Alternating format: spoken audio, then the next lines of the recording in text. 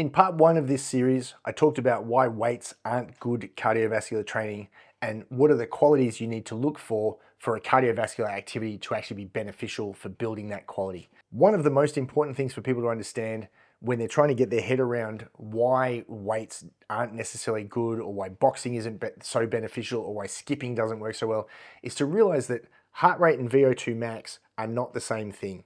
So there is a relationship between heart rate and VO2 max that we see in typical cyclic aerobic sports like running and riding, for instance. Those would be the top two. Rowing and cross-country skiing would be the next two to make up the top four of cardiovascular training options.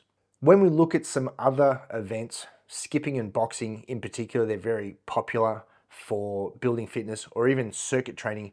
What we see is a disassociation between heart rate and VO2 max. I'm going to go through some studies to show you the difference between what researchers have found for, say, circuit training versus rowing or cross-country skiing, for instance, to show you why you don't want to spend your time on these things if building fitness is important to you. In 1991, there's a famous study by Mitchel that shows that for circuit training versus running, the oxygen uptake at every heart rate was half of what it is for running. Now, if you think about the way to get fitter, we said we needed more stroke volume in the first video. That's an important part of our cardiovascular adaptation to allow us to use more oxygen. But we need to use activities that are allowing us to uptake oxygen as well. And remember, with loaded activity, blood flow is occluded through the muscle. And so even though the heart rate is high, the oxygen uptake is relatively low. It's half of what it is for running. So we've got this great study showing that even for high levels of effort, so people might be up near their maximum heart rate, which from a running perspective would mean they're using as much oxygen as possible, when we see it in contrast to circuit training, and their circuit was reasonably well designed with both upper and lower body exercises, their oxygen use was actually half. So that means if you want to use circuit training as your go-to for fitness building, and remember it's cardiovascular improvement, stroke volume adaptation, you're going to need to do double what the person running is. Now, I don't know about you, but I don't have a huge amount of spare time. I don't want to go spend double the time in the gym when I could go run for half the time and get the same amount of improvement. One of the limiting factors in oxygen uptake is clearly how much muscle we use. So for an exercise to be a good option for cardiovascular training, it really needs to use at least 50% of the muscle in the body. Anything less than that, the demand for oxygen is not actually high enough to force that adaptation. So when we're looking at some activities, and you'll see like arm cycling, for instance, doesn't use enough muscles to really spike the oxygen use the way we need it to for cardiovascular adaptation. The second consideration we need is that the activity has to be prolonged. So roughly the first 2 minutes of any activity is anaerobic, and after about that 2-minute period, the aerobic system becomes increasingly more and more utilized. You have to remember that aerobic means with oxygen, right? So if we're trying to improve the oxygen carrying and oxygen use ability of the body, we have to make sure that we're using the system that's actually the oxygen related system of the body. So if we're doing something that's 30 seconds of lifting weights and then a 2-minute rest, do you see I haven't actually had to use the oxygen related system for anywhere near long enough for this to now be a good choice for aerobic activity? I need something ideally I can do for an extended period of time before I need to stop. So I need to make sure that this activity is low enough amplitude in terms of intensity that allows me to carry on for a long period of time. In this great study by Astrand and Saltin, all the way back in 1961, so 60 years ago, they found that running, rowing, riding, and cross-country skiing were the big four for aerobic activity or for cardiovascular adaptation. Interestingly, they used arm cycling as well. So people might remember we called them grinders back when I was coming through the fitness industry many years ago, arm bikes. They seem to have been replaced now largely with ski ergs in gyms, and the ski erg will behave slightly differently to the arm cycle, but they found that arm cycling was only 70% as efficient for oxygen uptake as the other traditional aerobic forms, using more muscle mass. So again, this indicated that we need to use at least 50% of the muscles for it to be an effective exercise to increase our oxygen uptake ability. There's a great study by Gaskill in 1999 that shows that some people respond better to an increase in high intensity activity. Now this is interesting because there is another study that originally pitted people against responder versus non-responder for aerobic activity, basically using 3, 4, or 5 sessions per week. And what they found was while there were some people who didn't respond at 3 sessions per week, by the time they got to 4 sessions per week, nearly everybody was responding. And by the time they got to 5 sessions per week, every single person in the study was a responder to aerobic activity. In other words, there's no such thing as a non-responder to aerobic activity. There are low responders to aerobic activity, and that relates to training in general. And what this study found was that when you increase your percentage of high intensity work to about 30 to 35%, again, there was no such thing as a no response to VO2 max improvement. So it's something to remember for those of us who've maybe been training for a long period of time and really need to spike our training hard, is that there are periods where it's important to increase the amount of high intensity work you're doing to get the adaptation that you're after. Another cool paper was this paper in 2011 by Sandbakk on cross-country skiers. Most people would tell you that sprint performance was an exception to endurance performance, as in the two aren't tied together. And while that's definitely true for a very short sprint, like a 100-meter sprint, that's definitely not true for the sprint at the end of a race. So whether that's something as short as a 5K race that you want to put a finishing spurt in for, or a marathon, or anything even longer, what they showed was that higher aerobic ability led to improved sprint performance. That's a pretty interesting fact for what amounts to an endurance paper, to find that sprint performance is still actually benefited by increasing VO2 max and aerobic performance in general. Now, while most of the studies were done on running and riding to begin with, over the years, more and more studies have come out with rowing, cross-country skiing, other forms of exercise like circuit training. Rowing definitely is top of the tiers, because you use a large amount of muscle. So we're using 70% of the muscles in the body are in your legs and your back. So you can see with rowing, we're using more than 70% of the muscles of the body. It's got a huge amount of both upper and lower body involvement.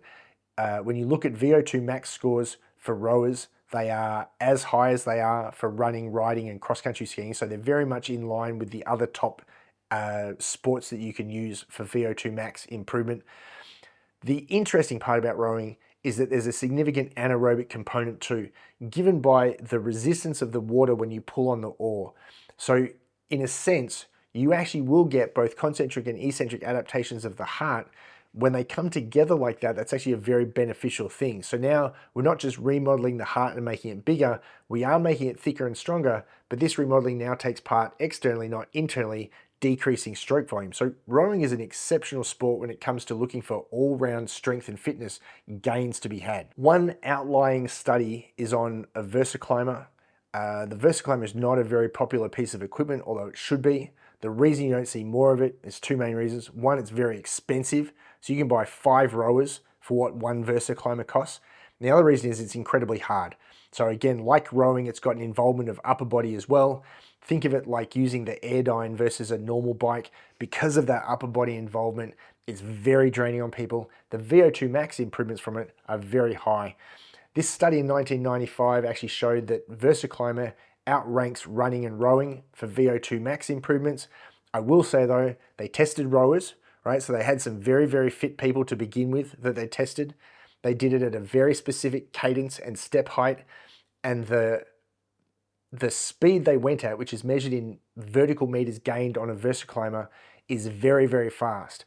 I actually can't even hit the speeds they were going at on my VersaClimber. So whether or not I can elicit the same improvement without matching their criteria, I don't know.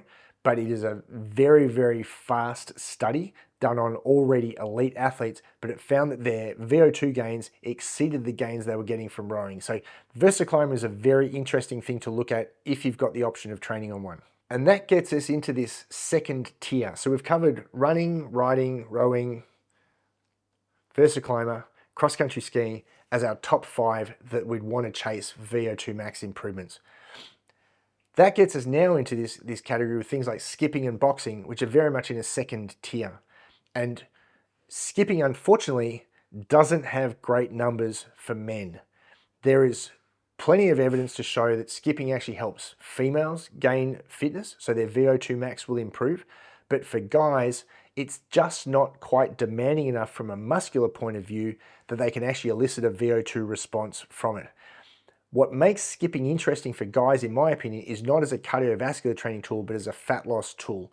Because heart rate and VO2 max can be disassociated, remember, what actually happens is that they feel they're working hard, but their oxygen uptake is actually down somewhere near what's called fat max. And if you remember from the HIIT video that I did recently, I talked about the difference between fat max, where your threshold crossover point was, and how there's this small gap there where the maximum fat burning zone is.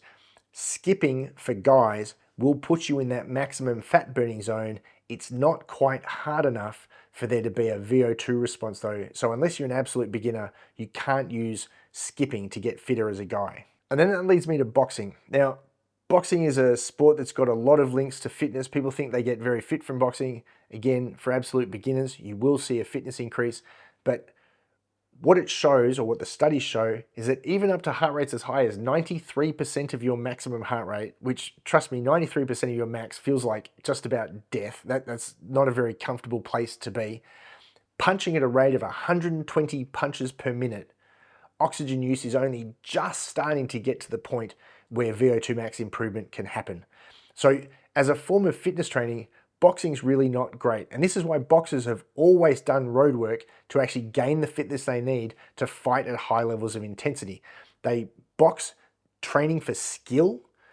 They leave their fitness training to external of the skill training so that they can be as strong and fit as possible. They're not trying to get fitter just from throwing punches.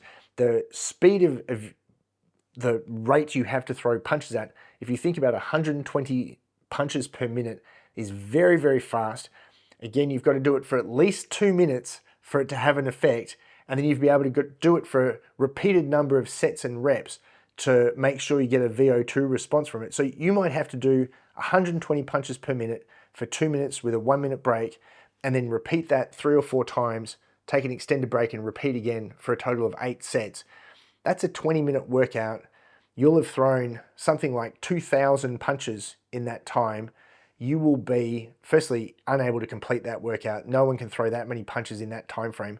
But even if you could, you would be absolutely exhausted and unable to repeat that workout the next time you go about it. So from a repeatability point of view, not very good. And again, we can get the same adaptation or better just from going for a run or a ride. Seems like a complete waste of time to me.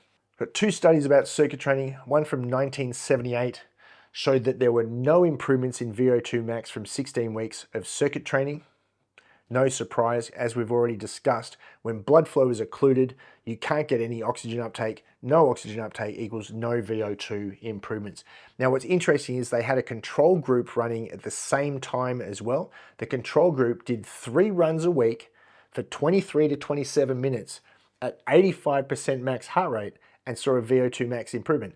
Now, which would you rather do? Go to the gym and kill yourself doing an F45 or CrossFit WOD 3 times a week and see no improvement, or go for a run for 3 times a week for 25 minutes and actually see a fitness improvement? I think the answer is pretty clear for me. Another similar study showed that running at a heart rate of 150 gave the same VO2 max improvements as a circuit class at 165 BPM for the same period of time. So again, if you understand what 165 BPM feels like, if you're 40 plus years old, that's going to start being pretty uncomfortable pretty fast. You've got to go and hang out there for an extended period of time, or you can go for a run for the same period of time at a very cruisy 150 beats per minute. You'll be able to figure out which one is going to be easier, more repeatable, and you'll be more enticed to do, because that 165 beat per minute class that you're going to is going to be an absolute beat down that you're not going to want to go and do and repeat multiple times per week. So when you look at all the information, you can see that what most people think of as cardio is really poorly thought out advice. Just because your heart rate goes up doesn't mean that actually your cardiovascular system is improving. In fact, that heart response in many cases is an indication of things not adapting to the cardiovascular process, of concentric hypertrophy, of decreasing of stroke volume, increasing blood pressure, putting you at more risk of other things. We're going to be far better off choosing the typical run, row, ride, and cross-country ski options that are proven. Remember, we've got research going back more than 60 years now to show that these things have got the greatest improvement for the cardiovascular system. Stop trying to put square pegs in round holes. Do the training that's going to give you the best benefit in the shortest possible period of time, rather than waste your time doing stuff that's got somewhere between 50 and 70% of the same benefit. Now, if you like the content, make sure to hit like and subscribe. As well, go to our community at peakperformance40.com for the best, most up-to-date information for people looking to stay in shape.